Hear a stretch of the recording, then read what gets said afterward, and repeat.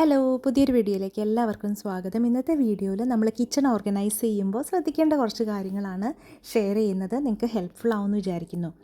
അപ്പോൾ ആദ്യത്തെ കാര്യം എന്ന് പറഞ്ഞാൽ നമ്മൾ ഈ അരി, പിന്നെ പൾസസ്, പിന്നെ പൊടികൾ, ഇതൊക്കെ നമ്മൾ ഇട്ട് വയ്ക്കാൻ വേണ്ടിയിട്ട് ട്രാൻസ്പെറൻ്റ് ആയിട്ടുള്ള കണ്ടെയ്നേഴ്സ് യൂസ് ചെയ്യുകയാണെങ്കിൽ നല്ലതായിരിക്കും. അതുപോലെ എയർ ടൈറ്റ് ആയിട്ടുള്ളത്. അപ്പോൾ ട്രാൻസ്പെറൻ്റ് ആകുമ്പോൾ ഉള്ള ഗുണം എന്താണെന്ന് വെച്ചാൽ നമ്മളത് തുറക്കാതെ തന്നെ എന്താണ്, എത്രയുണ്ട് അതിൽ എന്നെല്ലാം നമുക്ക് അറിയാൻ പറ്റും. പിന്നെ സ്റ്റാക്കബിൾ ആയിട്ടുള്ള കണ്ടെയ്നേഴ്സ് യൂസ് ചെയ്യുകയാണെങ്കിൽ മാക്സിമം നമുക്ക് വെർട്ടിക്കൽ സ്പേസ്, ക്യാബിനറ്റ്സിനകത്ത് വെർട്ടിക്കൽ സ്പേസ് എല്ലാം യൂസ് ചെയ്യാം. അപ്പോൾ അത് കുറേയും കൂടി ഇങ്ങനെ സാധനങ്ങൾ ക്ലട്ടേർഡായിട്ട് ഇരിക്കുന്നത് ഒഴിവാക്കുകയും സ്പേസ് സേവ് ചെയ്യാനും ഹെൽപ്പ് ചെയ്യും.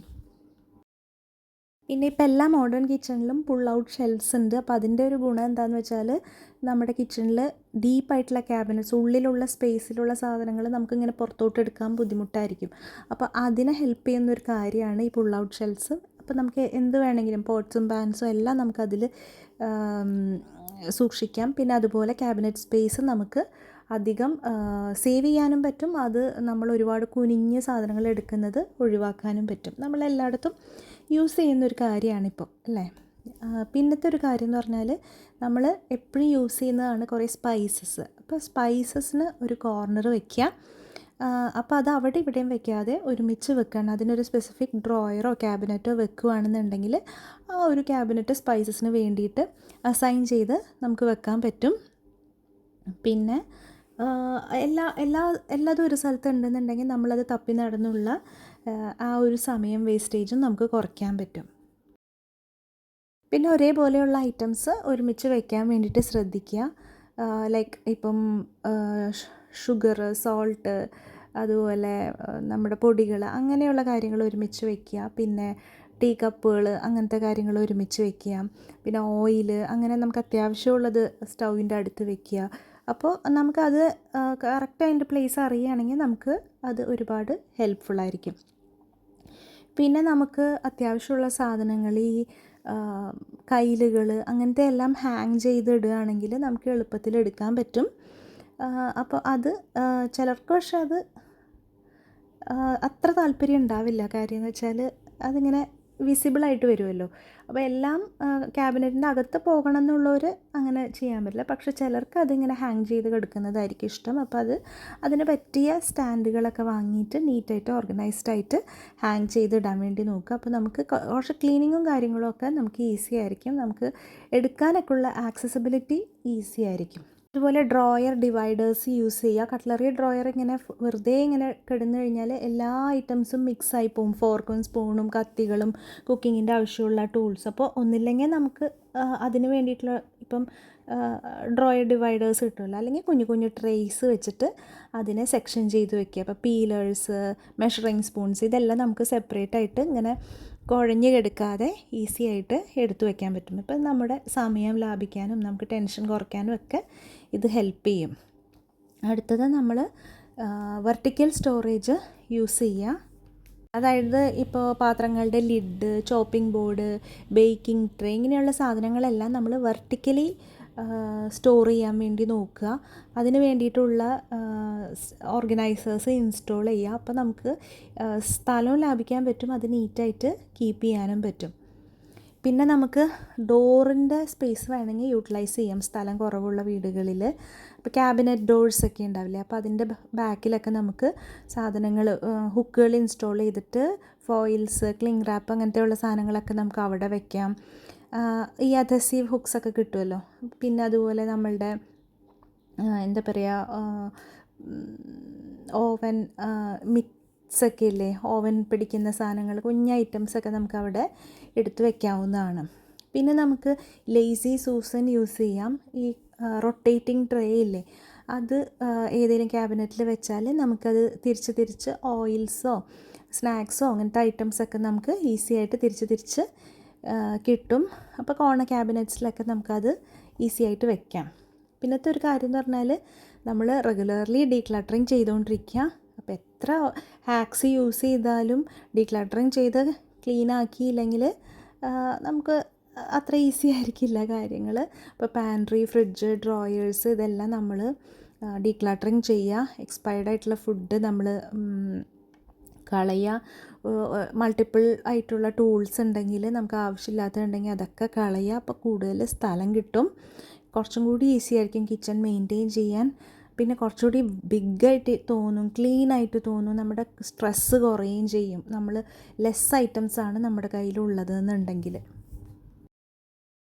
പിന്നെ നിങ്ങൾക്ക് ലേബലിംഗ് ടെക്നിക്ക് ഇഷ്ടമാണെന്നുണ്ടെങ്കിൽ ലേബൽ ചെയ്യുക. അപ്പോൾ അത് നമുക്ക് കുറേയും കൂടി ഈസി ആയിരിക്കും എല്ലാവർക്കും സാധനങ്ങൾ ഐഡൻറ്റിഫൈ ചെയ്യാനും. പിന്നെ നമുക്കതൊരു ഓർഡർ കൊണ്ടുവരും.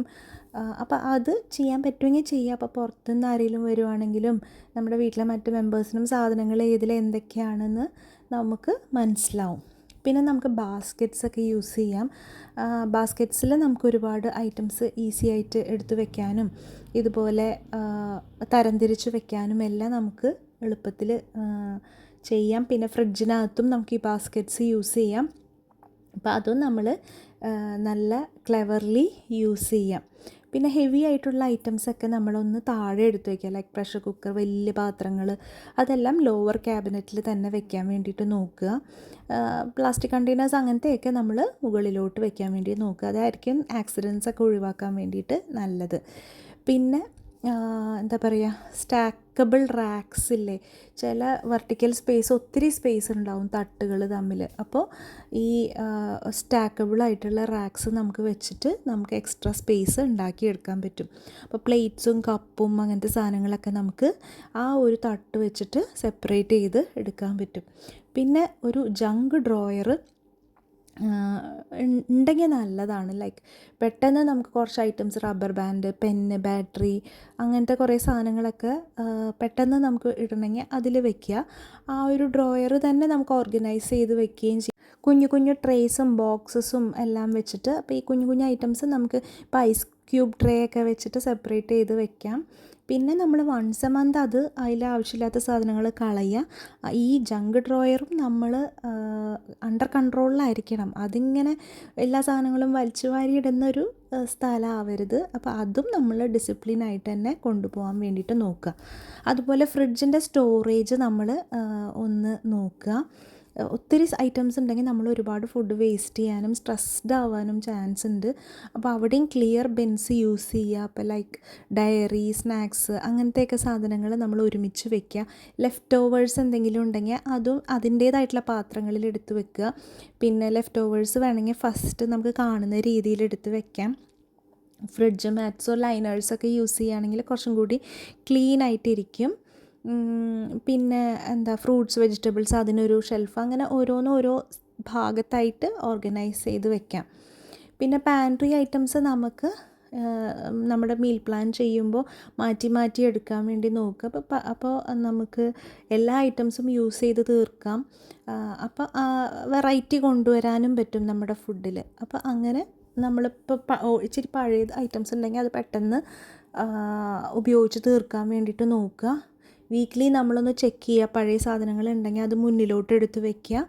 അപ്പോൾ അങ്ങനെ ചെയ്യുമ്പോഴത്തേനും നമ്മുടെ കാശ് ലാഭിക്കാനും പിന്നെ പെട്ടെന്ന് തന്നെ പഴയ ഇൻഗ്രീഡിയൻസൊക്കെ ഒഴിവാക്കാനും വേസ്റ്റേജ് കുറയ്ക്കാനും ഹെൽപ്പ് ചെയ്യും. ഇനി നമുക്ക് അണ്ടർ ഷെൽഫ് ബാസ്ക്കറ്റ്സ് ഇൻസ്റ്റാൾ ചെയ്യാം. അതായത് ഷെൽഫിൻ്റെ അടിയിൽ തന്നെ നമുക്ക് എക്സ്ട്രാ സ്റ്റോറേജിന് വേണ്ടിയിട്ട്. അപ്പോൾ അതിനകത്ത് നാപ്കിൻസ്, ഫോയിൽസ്, ടീ ബാഗ്സ്, ഇങ്ങനത്തെ സാധനങ്ങളൊക്കെ നമുക്ക് സ്റ്റോർ ചെയ്ത് വെക്കാം. അപ്പോൾ അതും നമുക്ക് ഈസി ആയിട്ട് റിമൂവ് ചെയ്യാൻ പറ്റുന്നതും പക്ഷെ ഓർഗനൈസ് ചെയ്യാനും ഈസി ആയിട്ടുള്ള ബാസ്ക്കറ്റ്സ് ആയിരിക്കും അത് നമുക്ക് പാൻട്രീസിലും കിച്ചണിലും എല്ലാം ഇങ്ങനെ സ്പേസ് കുറവുള്ള സ്ഥലത്ത് ഇത് നമുക്ക് യൂസ് ചെയ്യാവുന്നതാണ്. പിന്നെ ഒരുപോലുള്ള കണ്ടെയ്നേഴ്സ് ഒരുമിച്ച് വെക്കാൻ വേണ്ടിയിട്ട് നോക്കുക. പ്ലാസ്റ്റിക് കണ്ടെയ്നേഴ്സും ഗ്ലാസ് ആണെങ്കിലും ഒരുപോലെ വെക്കുന്നത് നമുക്ക് കാണാനും പിന്നെ നമുക്ക് കാര്യങ്ങൾ എടുത്തു വയ്ക്കാനും എല്ലാം ഈസി ആയിരിക്കുമല്ലോ ഒരുപോലെയുള്ളത് ഒരുമിച്ച് വയ്ക്കുമ്പോൾ. പിന്നെ നമ്മൾ പ്ലാസ്റ്റിക് പാത്രങ്ങൾ എടുത്ത് വയ്ക്കുമ്പോൾ അതിൻ്റെ മൂടിയോടുകൂടി എടുത്ത് വയ്ക്കാൻ വേണ്ടി നോക്കുക. അപ്പോൾ പിന്നീട് നമ്മൾ മൂടി നോക്കുമ്പോൾ മൂടി കിട്ടില്ല. അപ്പോൾ എപ്പോഴും മൂടിയിട്ടതിന് ശേഷം തന്നെ സ്റ്റോർ ചെയ്ത് വെക്കാൻ വേണ്ടിയിട്ട് ശ്രദ്ധിക്കാം. പിന്നെ നമുക്ക് തീരെ സ്പേസ് ഇല്ലാത്തപ്പോൾ നമുക്ക് വാൾ സ്പേസും നമുക്ക് യൂസ് ചെയ്യാം. അത് നമ്മൾ നല്ല നല്ല ജാഴ്സും കാണാൻ ഭംഗിയുള്ള ജാറുകളൊക്കെ വാങ്ങിയിട്ട് ഒരു ഒരു എന്താ പറയുക ബോർഡ് അടിച്ചിട്ട് നമുക്ക് അതിൽ വെക്കാവുന്നതാണ്. പിന്നെ ഹുക്സൊക്കെ വെച്ചിട്ട് മഗ്ഗുകളൊക്കെ തൂക്കിയിടാം. മാഗ്നറ്റിക് സ്ട്രിപ്പ് വെച്ചിട്ട് നൈഫ്സ് വെക്കാം. പിന്നെ പെഗ് ബോർഡ്സ് എന്ന് പറഞ്ഞ് കിട്ടും.